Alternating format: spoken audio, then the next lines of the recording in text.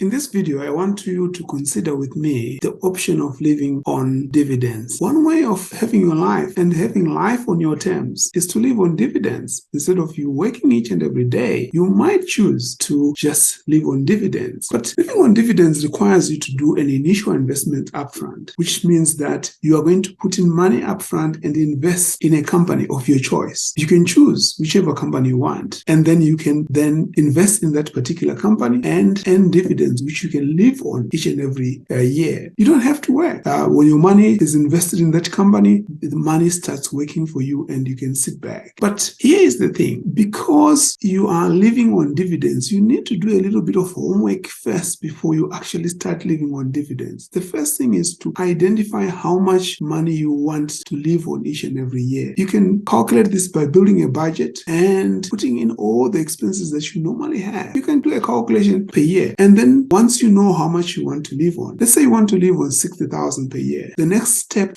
is to divide that 60,000 by each month, 12 months in a year. That gives you, say, 5,000. So let's take, for example, that company is BHP. BHP paid an average of $7.44 per year over the past 5 years in dividends. So this is an average. Just be aware of it. I'm using an average here. They paid an average of $7.44 for the past 5 years.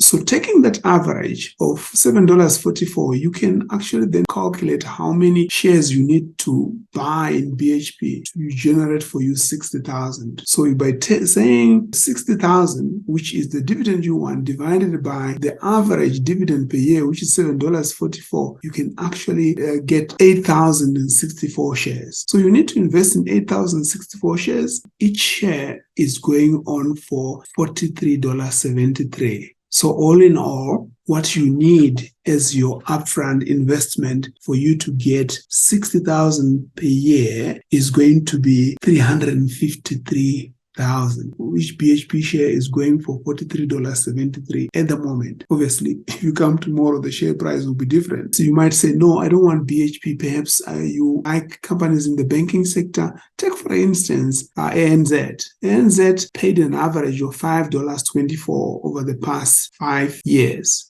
Just take note that here I'm using average figures. So this is not like saying it has to pay $5.24. I'm simply saying that if you look at the 5-year historical trend, it has paid $5.24 on average every year. So if you have 60,000 as your annual spend, or is money that you want in your pocket from your dividends, then you need to say $5.24 divided by 60,000 and you get the number of shares you need to buy. Each ANZ share is going for $22.92 at the moment. So you will need about 11,450 ANZ shares. So 11,450 ANZ shares times $22.92 will set you back about 263,000 upfront. So that's your upfront investment. Like anything else, it's a cost, but it's a necessary cost for you to be able to achieve your lifestyle that you want. So the most important thing in terms of steps is just identifying what your expenses are going to be, what lifestyle do you want to live, and then you put up the investment upfront. You buy the shares that corresponds to the amount of dividend that you want to receive. But what if you say, that's too risky? I don't want to invest in one single company, mainly because companies are not compelled to pay a dividend at every end of the year. The directors make a decision whether to pay or not to pay. So by investing all your money in one company, you run the risk of not being able to pay your way because the company didn't declare a dividend. So one way you could do it is to invest in exchange-traded funds. ETFs provide a basket of shares. And so, for example, you can take VAS and you can invest in VAS. The VAS provides a basket of about 300 shares under one ETF. So that means that if one company doesn't pay a dividend, you then have an opportunity to receive dividends from other companies in the 300. It helps you to reduce your risk of non-payment of dividends. So the concept is the same. Look at the average that VAS paid in terms of dividend for the past number of years. I prefer to use 5 years. And then take that average average and divide by 60,000 if it's 60,000, the dividend amount that you want to receive. And then you can decide how many shares you need to invest in. So once you have that number, then you can go on and invest in ETFs. But notice something that I didn't mention here. I didn't mention the fact that there is tax. When you invest money on the stock market and earn your income in the form of dividends, you may be subject to tax. You might need to consider tax and the tax bracket that you fall into, and also your tax situation, whether you'll be investing as an individual or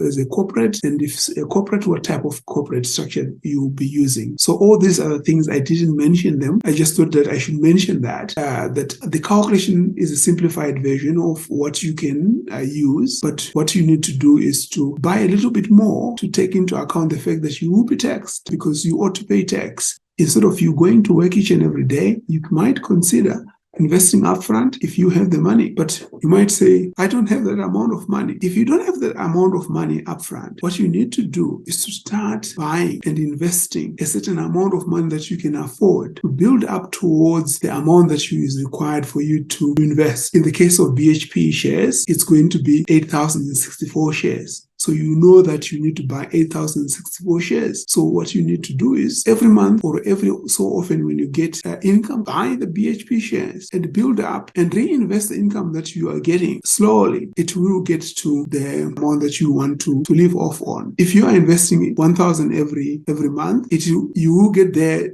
differently to someone who invests 2,000 or 3,000. So depending on how much money you're able to invest, it might take different years. So yeah, it's just something to think about. Thank you for watching. If you like this video, please subscribe and like this video, and also look at the other video that I talked about the things that I stopped buying